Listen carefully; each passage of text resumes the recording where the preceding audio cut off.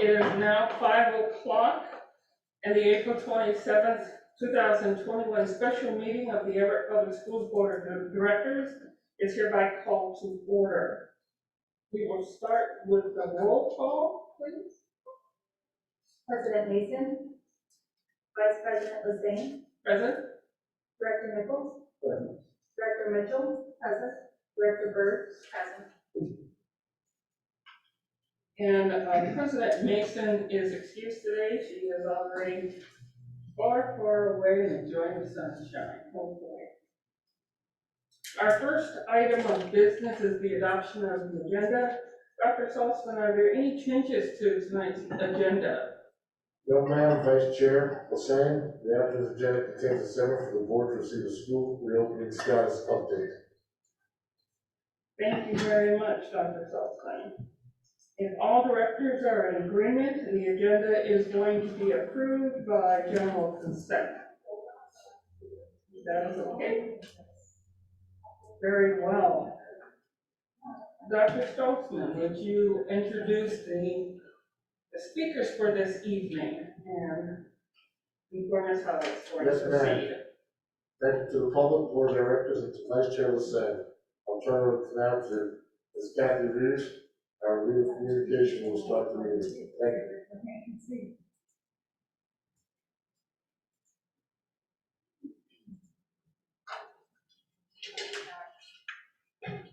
Okay, thank you. We are doing our monthly school reopening status update, and we will be running through some of the re-entry highlights and structures, talk about staffing challenges and staffing progress, some health and safety updates, and communications. And we will start with Mr. Beckley.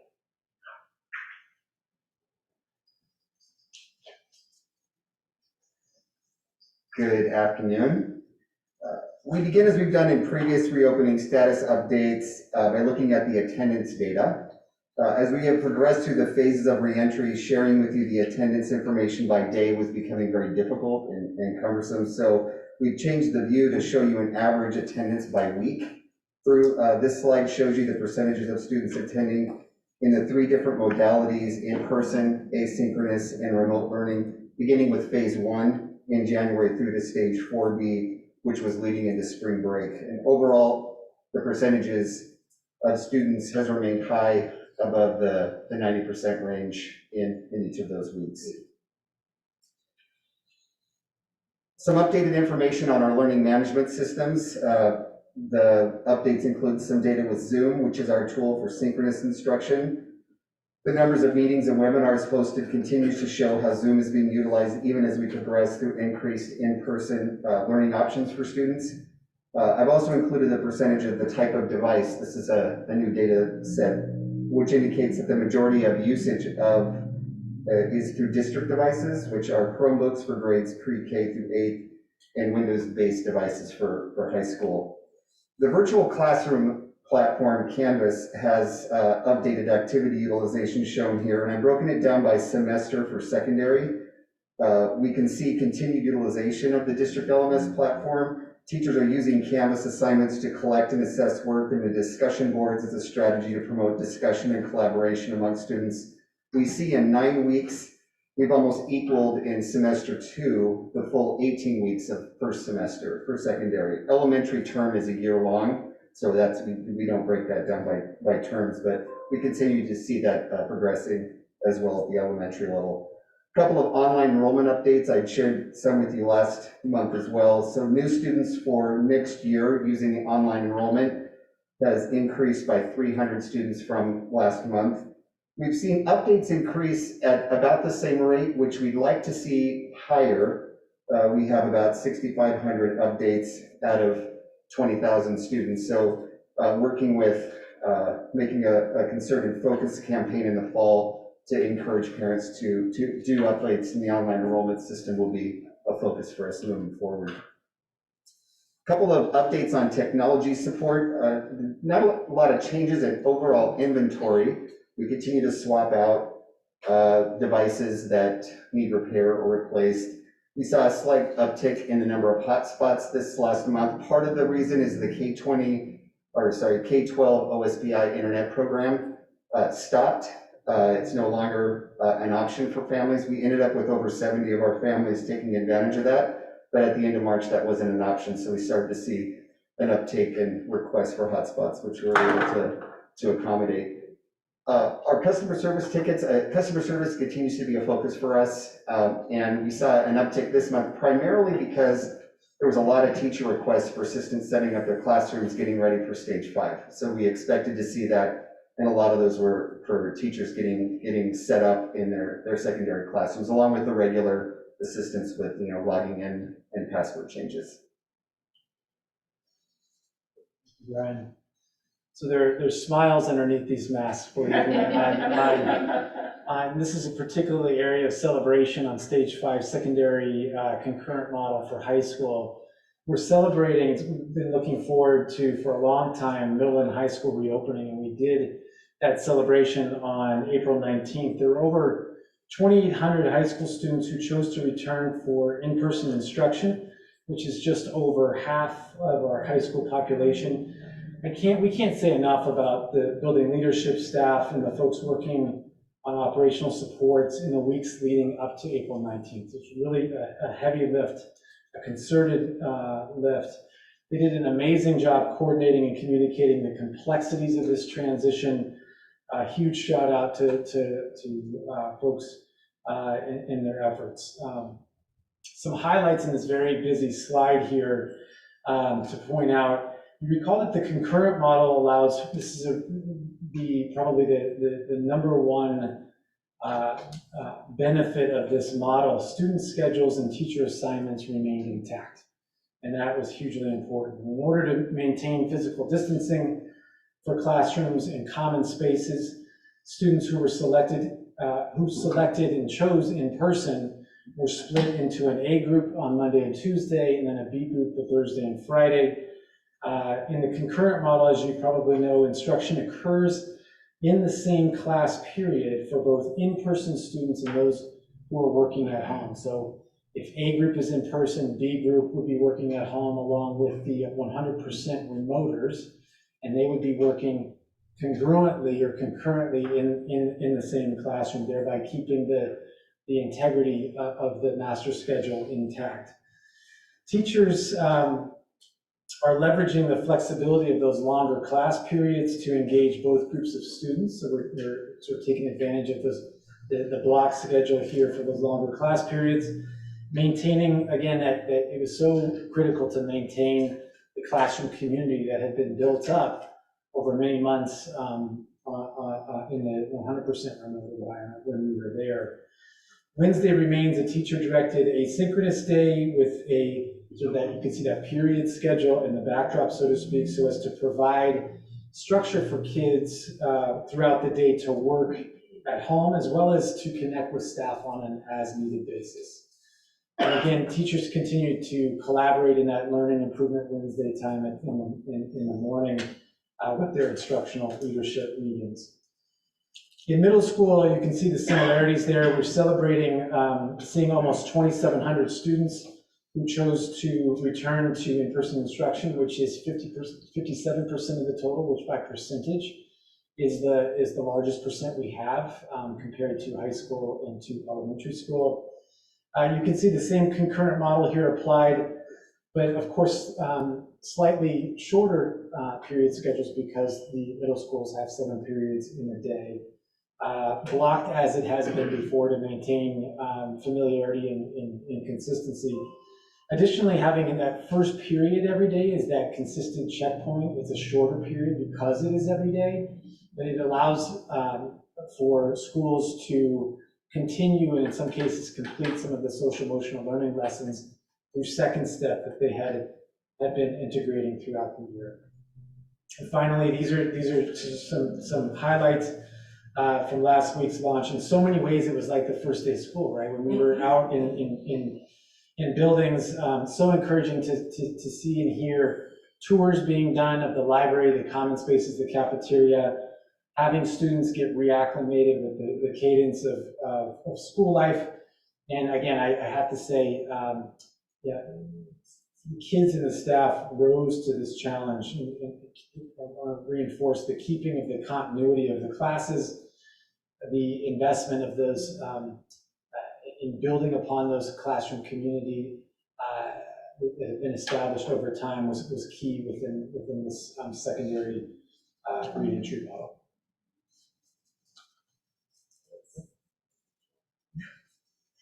Well, we were really excited about having our elementary students come back in, and now that we have our secondary students in person underway, we're continuing to explore how we can maximize the learning for our elementary students.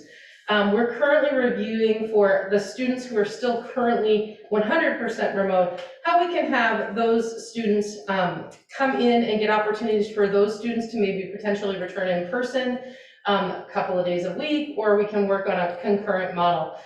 So about 53% of our total students at elementary are back, but we're looking to increase the amount of opportunities for those students who are still in remote.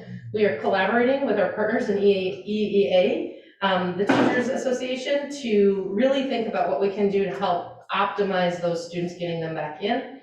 And here you can see on these pictures, I snapped a couple of these pictures here at Forest View Elementary, where we have some students who are in person, but their teachers are actually using some of that concurrent model. So these are 4th and 5th grade teachers at Forest View. You can see the teacher is actually streaming what she's saying in the reading lesson to her students. Students in person are participating. They've got their Zoom buddies up on their Chromebooks, and they're participating with the virtual classroom as well, which helps to create that positive community as well. So those are some teachers who are currently doing some of that work in a concurrent model and doing a fabulous job. We're really, really excited and proud of our teachers who are working hard to engage groups at all levels.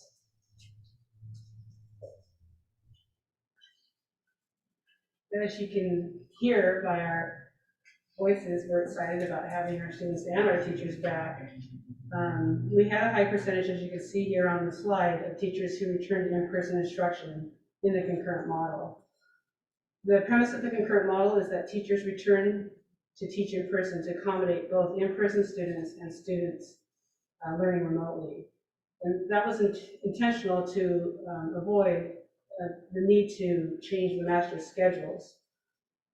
We didn't want students' schedules to be upended in the 4th quarter of the year, because we wanted to make sure that there was a smooth transition for the students and have the best interest of our students at heart. So though our target was 100% for teachers returning to in-person, we needed to accommodate some of the staff. So those staff who needed accommodations for themselves or for their family, or if they had childcare challenges. So we worked with principals who did an outstanding job working with these individual staff to try to find solutions to the really complex situations that we had to work with. Those who needed accommodations are having, those we needed to accommodate in the classrooms, we are having their classroom supervised by paraeducators or certificated substitutes while they teach remotely.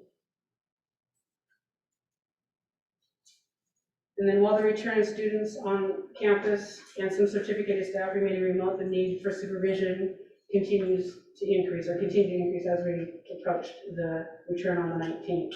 So we continue to work with our building administrators to provide this coverage with both certificated and classified substitutes.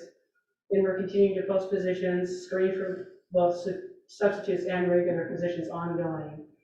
And then with each stage, we always had a little bit of a tick up in inquiries about leaves, but as the date approached and as our teachers got their questions answered, they really settled in. And then as the year comes to a close, we are seeing more requests for leaves of next year, and we're really resuming our typical leave request processes now.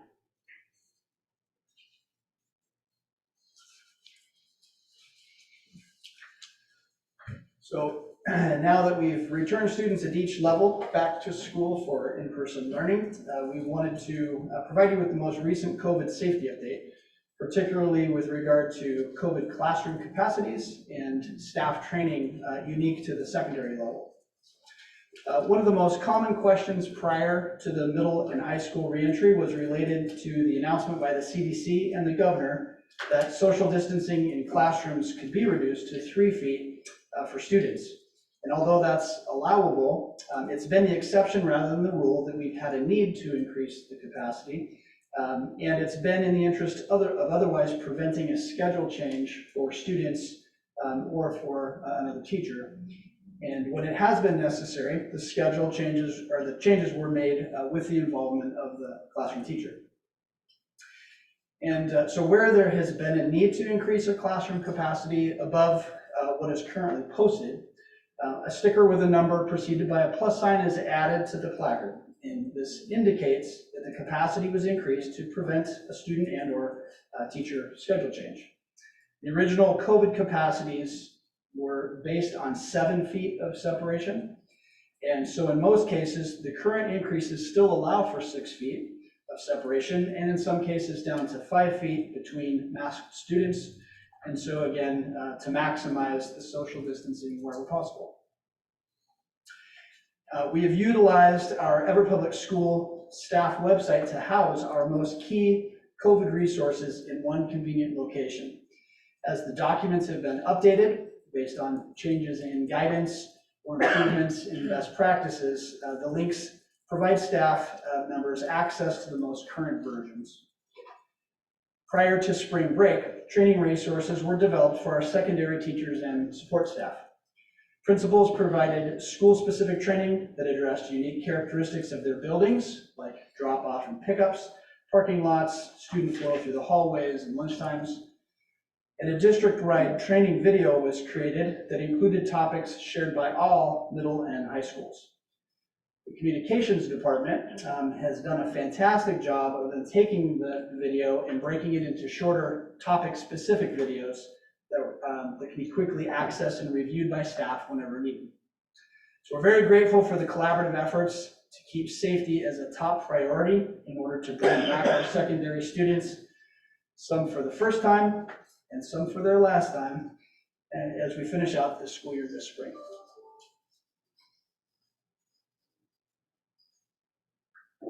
For communications, we've just been doing ongoing communication around the stage 5 return to buildings and supporting the schools in what they need to communicate to their families.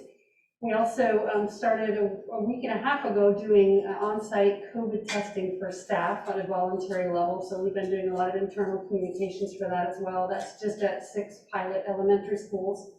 And then tomorrow, we're actually going to launch a district-wide survey for families to get a feel for what they are thinking about for next fall. As we plan to return 100% in person, we know there's some people who may have really appreciated the 100% remote, and we want to kind of get an idea of what people think about options for next year.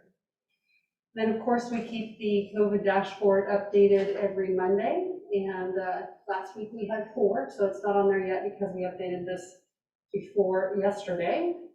And that is all we have for tonight. So we have a time for questions if you have any. Director, do you have any questions?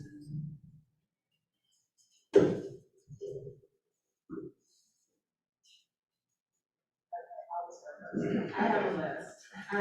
So thank you so much. It's a great presentation. And I'll just kind of go down my list.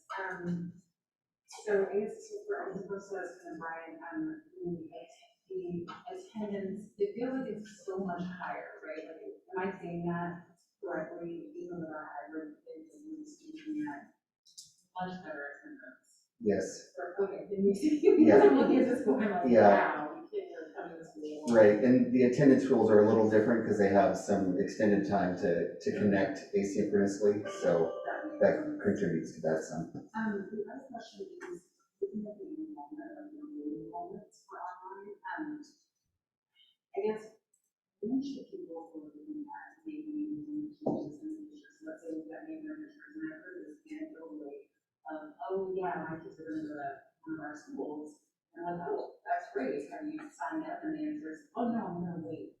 We want to wait and see. And I'm like, so I'm wondering, I mean, is there, can we give folks some urgency, say, hey, if you're planning on being at our school in the fall, now is the time, I mean, is that the right message? Probably now is the time to use that moment. Right, the sooner the better. I mean, we continue to we'll continue to work with communications on promoting that. It's time for registration, which now is a longer window because it's online registration. It doesn't have to be sort of in That's what I really was distinct times. wondering, and I think this is there could be any kind of collaboration between like more about the communities and let us know about emails we got one. You've been talking with parents and myself, right, so we all know people who are looking at and like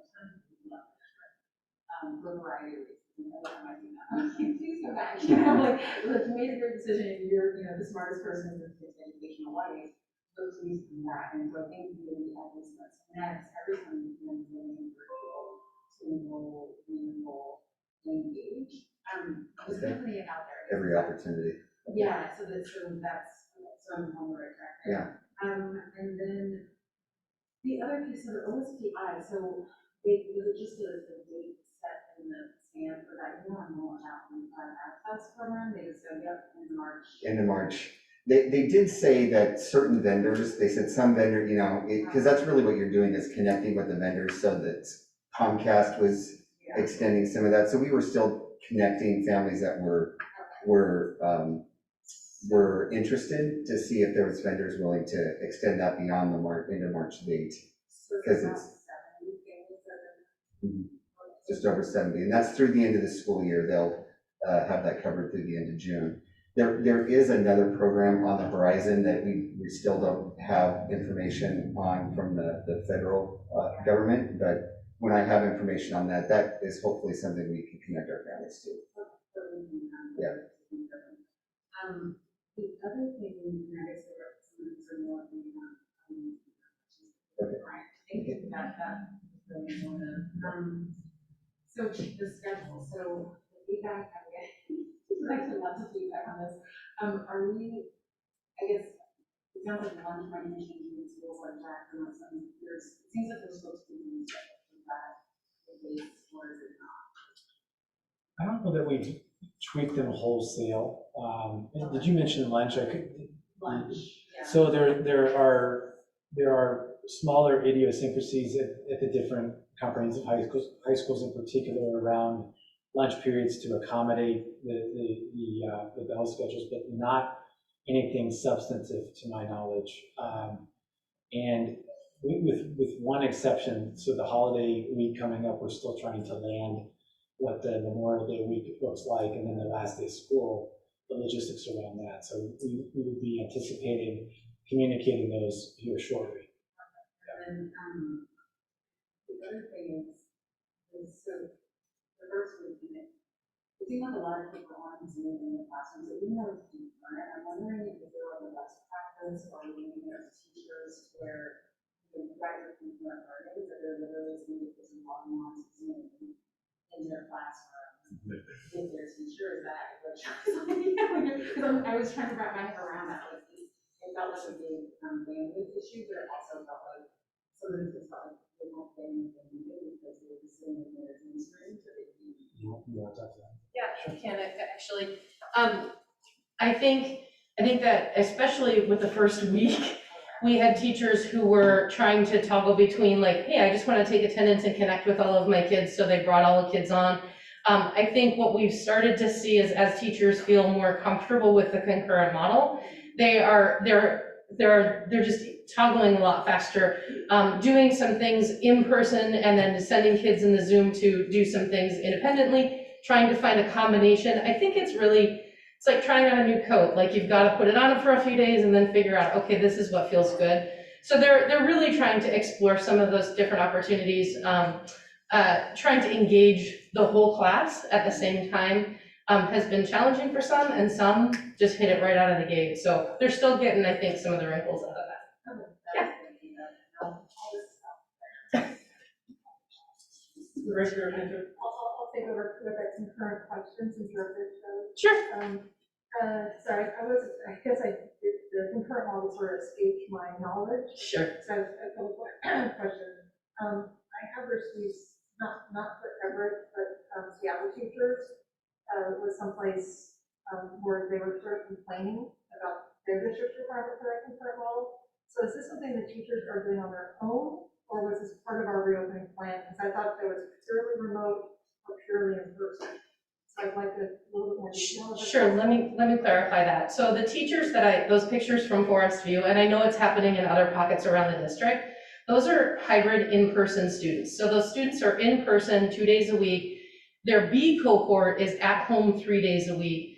And those teachers specifically felt like there was a really great opportunity here. So for example, in the reading group, they were doing a whole group lesson on a shared reading. So they actually said, hey, B group, Zoom in while we're doing this whole group lesson, and we'll do this together, and then you guys can work either independently, or they can break out room and do an in-person kid and an A kid and a B kid working together in a Zoom and being able to share out. This was on their volition, and I have to hats off to these teachers. They're doing some really creative and innovative things, not just in the name of student achievement and wanting kids to accelerate their learning, but in a true sense of creating a classroom community and responding to students' needs. So if, as a former elementary and kindergarten teacher, I know what it's like to want all of your kids together. These teachers want their kids together to be able to do activities in the instructional lessons, but also to create that climate culture in a classroom, which is so valid, so very important. Well, it sounds like too, like what I've heard, it sort of breaks up that asynchronous to be synchronous. And so are the 8 kids, like that example, then is there the equal opportunity on that Thursday, Friday for those 8 kids to be part of the big kid group? Yep. So you can get some synchronous along with your asynchronous. Exactly. Because what I was imagining, which is what I heard from the Southern District of Everett, was that full-time Zoom kids and that classroom management of, I was just thinking the mental health of the teacher was who I was really focused on in those pictures. So. Yeah, these teachers are trying this, and they found ways to do it. So a couple of the classes says, yeah, we just do this for reading and math, and then the B cohort does, when they're doing PE and whatever, they do their asynchronous work.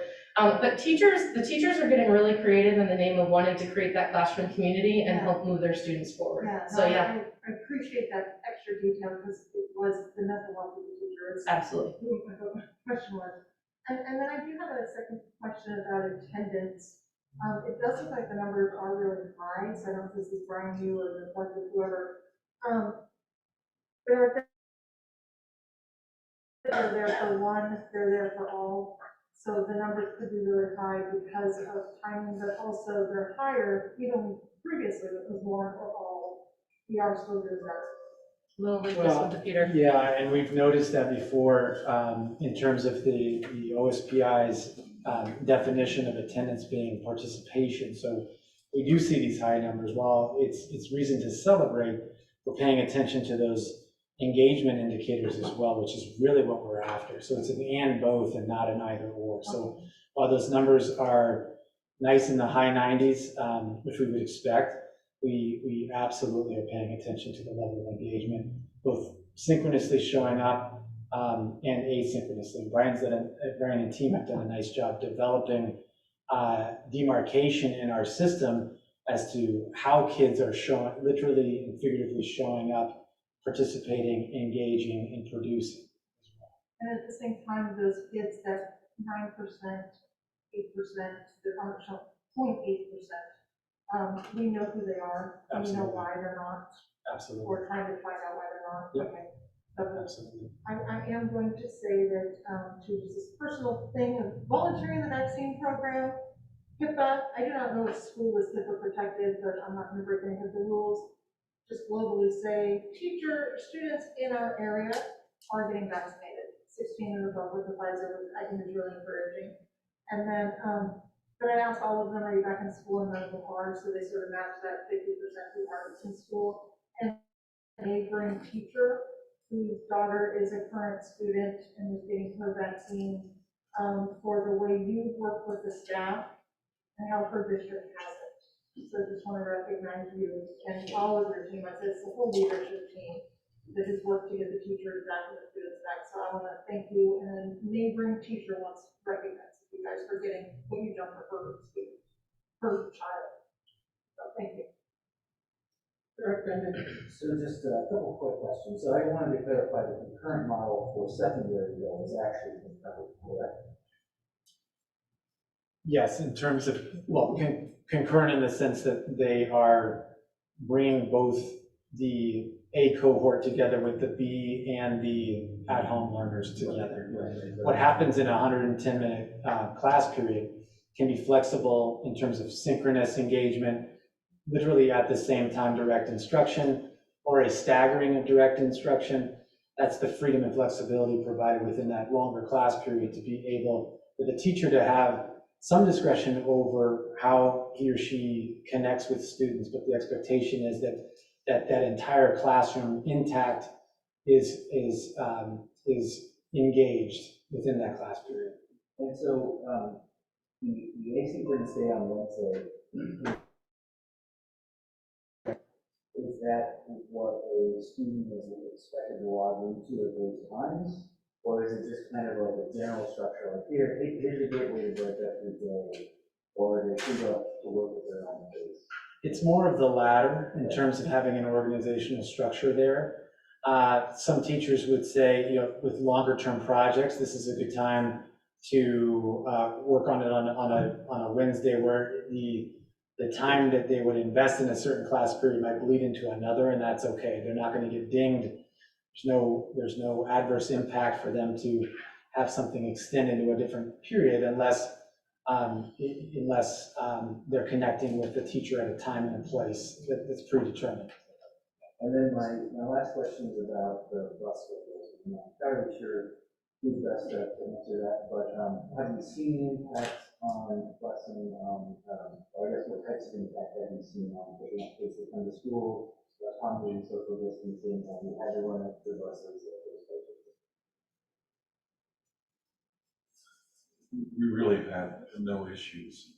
We honored, in general, the start and end times of school, so there's plenty of time to pick up the students. And the buses are running light as they are in elementary, so really have no busing issues. Few driver shortages, and they're hiring to try to fill that just to control simple common elements such as illness and the need to then pick up kids and recover from that. Other than that, it's going very smoothly. So for planning for next year, assuming the number of in-person students continues to rise, and all of these schedule-wise, are you going to need additional busing options or additional buses per route or anything like that? You started to look at that. I would say that if you, right now, we are running routes as if the schools are fully in person. And it gives us the flexibility to adapt. It also provides the social distancing necessary. And we need to do so just because of the duration and the miles that they have to drive to accomplish the work. So think of our busing system as running as normal with fewer students. Right, so my question is next year, you have more students coming on campus that are presumably bus drivers in order to accommodate social distancing. Do you think we're going to have to run extra buses per route? I don't think, I guess my answer is not likely. We can add additional runs, but it's a fact that we all recognize there isn't any possibility of social distancing on buses. The system cannot expand greatly. The driver market out there is low, and the state funding, thankfully, has been improved, but the system can't all of a sudden add 25% to it. There isn't equipment, there aren't drivers. So we're going to have to adapt to the circumstances and expand where we can and do the best we can. It's always great to be last because you find out that some of the other directors can't ask the same questions that you did, so you don't have to ask those questions, which is always great. But then I have some others, and I'd like to go back to OSBI's internet access and the reason they stopped it. Is there any way that the money coming in from the federal government can help support those families who had their internet stopped as a result of the Comcast or whomever was doing it, stopping the program? That is we just attended a webinar today that went over the initial information from OSPI about the federal program for broadband access. So I think that's the idea. We just don't have the details around it in order to connect our families to that, but that's the hope and the plan from, information from OSPI is that that will be the next The step next step. to connect our families to that. Okay. And again, we'll continue to support our families with hotspots, but broadband access would be preferable to relying on a hotspot, but at least they would have something to get to that. Well, the big concern is this particular model with asynchronous and concurrent is not going to go away very quickly. Right. And for those families that are going to perhaps be engaged in summer programs or the fall, and if they so choose not to be in person, we still have to find a way in which they can still connect to school and remote learning for their students. And so the concern I have is how can we continue to focus in on ensuring that they have access? And it may be an expense to them. It may not be an expense to us if we can use federal dollars. And are we looking into that? That's my question. Yes, absolutely. And we know who the 70 families are, and so as the end of the school year wraps up, we're gonna make sure they're taken care of to continue into the summer. Fantastic. And any new student coming into the district as kindergartners or first graders or into just moving into the district as well? Yeah. Do we know if these particular 71 cases are on the fringes of the city perimeter or the fringes of the Everett Public School District borders, and that's where a cumulative number of them happen to be? It's kind of a cross-section from across the district. I can tell you most of them are Ziply or Comcast customers, and so that kind of gives you an idea of their service area. It's kind of a cross-section. Thank you very much. And Ms. Novak, I have a question regarding hiring substitutes and regulars. As we see the need, if the need so increases before the end of the school year, is it going to be more difficult to hire substitute teachers or regular teachers so close to the end of the term? And if so, how are we going to go about looking for substitutes if every district in our neighborhood is experiencing the same? We have a pretty strong pool of teacher substitutes right now, and we continue, it's an ongoing recruitment process that we go through, screening and interviewing and getting them on board. So I'm not anticipating significant shortages at this time. And we can, like our other association groups, we try to keep ourselves competitive in terms of how we do them as well. Fantastic. Another question I do have regards the summer. If we choose to have a very strong summer program, will there be a need for hiring a large number of teachers during that time period? There will be, yeah. The answer to the question is that there will be, and we're continuing to work on that. We feel good about where we are right now with that. Many times we'll hire our regular teachers for the summer who are willing to work during the summer. So then we just work through a special process for that. Thank you very much. I appreciate it. You're welcome. Are there any more questions or concerns? I got a couple more questions. Okay. So the fall, are we going to be using block schedules? I don't know if that's, we thought about that, and I haven't gotten the feedback about the block schedule, so it was something we were wondering what that looked like. I think the conventional wisdom right now, based on anecdotal feedback from some stakeholders, we have not engaged a broader stakeholder feedback on that particular question. The conventional wisdom is that we would return to the 6-period day and the 7-period day. If all safety and COVID-related constraints are somewhat behind us or all the way behind us, we would likely return to that model. One thought, because I don't know how much the district has looked at stakeholders for the block schedule, and I know there was a lot of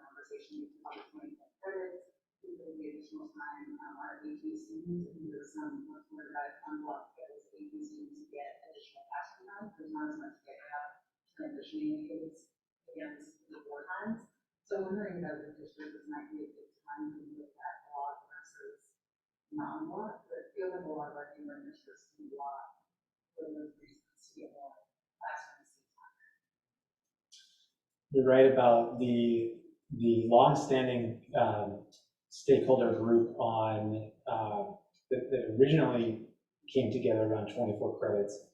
Secondary Structures Advisory Committee. It was convened for probably a good 18 months pre-pandemic, and we were looking at some longer standing kind of questions that kept surfacing on the most optimal schedule that we could sustain. So it's probably time again to reopen that conversation. Yeah, because I think the feedback I'm getting, there's a lot of schedule, and there's also the start time for extras, and I know that's a spot, and I'm not suggesting that we do it, but I think as we're looking at different structures and needs of families, it may be a thought to look at some of those moves that they did the work and they should we dust it off to make sure it's the same assumptions are still true. The other thing is next year, so we are seeing town families next year with full time. That's the other question of like, will we have a hybrid option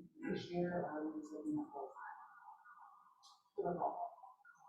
So right now we're actually looking at two things. We're exploring the 100% in-person model as the core solution for what we'd like to see.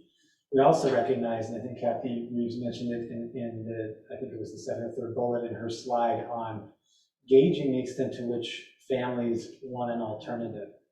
I would say that we have not advocated currently for a hybrid model as a third option in the middle. So what we're looking for is returning 100%, what our sort of the gold standard of returning 100% in person, taking with us some of the best practices that we've learned over time, blended learning, and also paying attention to trying to assess the demand for, community demand for a K-12 virtual experience. And so that particular piece is something that we're looking at, assessing the demand through the survey at this point. That would be great.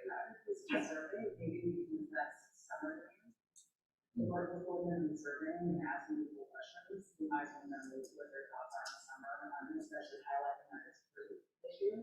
That might trigger people to start thinking like, wow, that might be a thing. And then my last question is just on, it's just kind of a little bit random, but the summer meals. It sounds like the president of some of the summer options between them and the fall. And so just getting the numbers probably aren't top of mind right now, but just something we should have as a board to understand how that impacts our district, because I guess there's going to be some options to wait in communication level in terms of, you know, I just need to meet all the kids, or if buildings will require some folks to pay that type of thing, or we're just looking at like 100% for everyone next year. Yes, sir.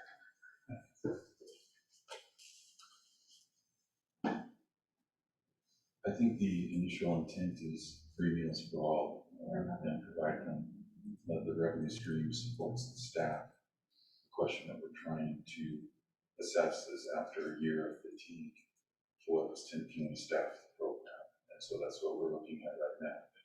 But the intent would not be to begin, and there's not a need to charge people. So that would be as a district, really less 21, 22 years, provide for this fall.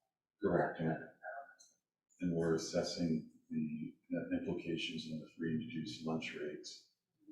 But there is interface with programs such as 1660, and as a motivating factor to get that engagement and keep our rates up. And so we're just exploring how to accomplish that in the best way. I guess if anything changed with that, I think we're just, there's decisions, it seems like that we, that sometimes, you know, like I think the bottom line, we all our but that changed, it's like, oh my gosh, we have to turn this number, so we can't do it, I guess. Let us know. Okay. Yeah, absolutely. Because it sounds like some districts are doing that decisions, but it sounds like we're making the right decisions, so that's awesome. Oh, and we we communicate as a community of districts and try to pull for the best ideas and align with our neighboring districts, so our communities don't face different expectations. And then we always try to do just a little bit better. Of course. Do any of the directors have any other questions? I think it's been really good discussion tonight. I think we do have to look at our summer programs, as you said.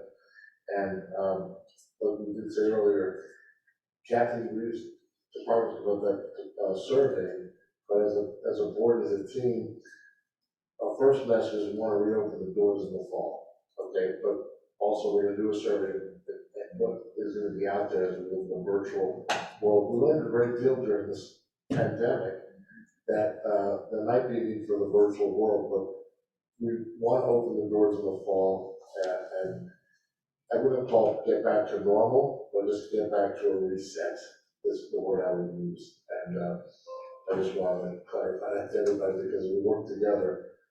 It's been quite challenging for our community, and we're thinking already as staff to get back in the fall and to have good social emotional learning day for our kids.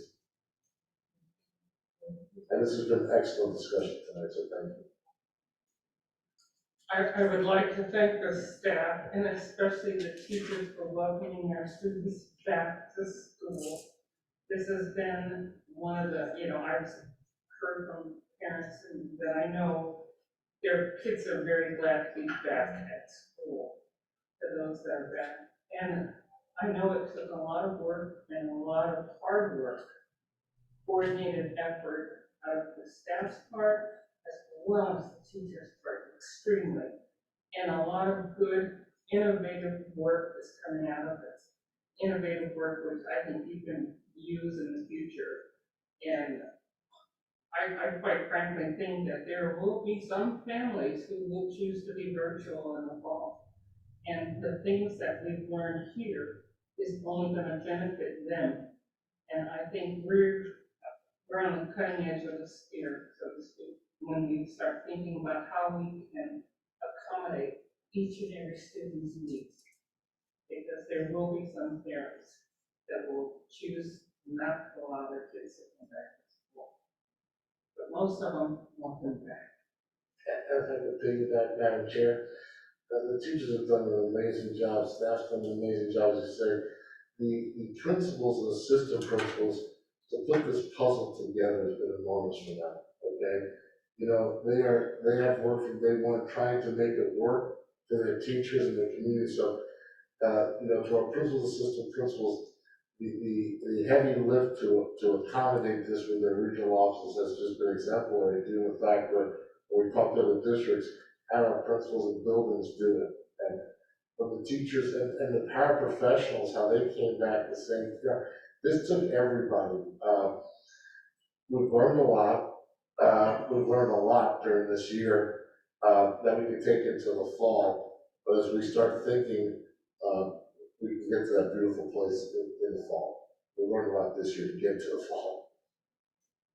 And by no means was I'm forgetting the parents, the assistant principals, the custodians that work tirelessly trying to clean the classrooms each and every day or after the kids leave and keep the schools clean. From the cafeteria workers, I mean, the list goes on, the librarians, trying to ensure that kids have access to books, especially when they come in during the school day and take a book out and put that book back in. They have to be there for that. That's amazing. And also the coaching staff. It's great to see games back in play. It is truly great to see games back in play. Thank them very much. They've done an awesome job. I appreciate them wholeheartedly. Are there anything else? Is there anything else? Did I miss anybody? Okay. Then this concludes the business schedule to come before the board of directors during this meeting. This meeting is adjourned.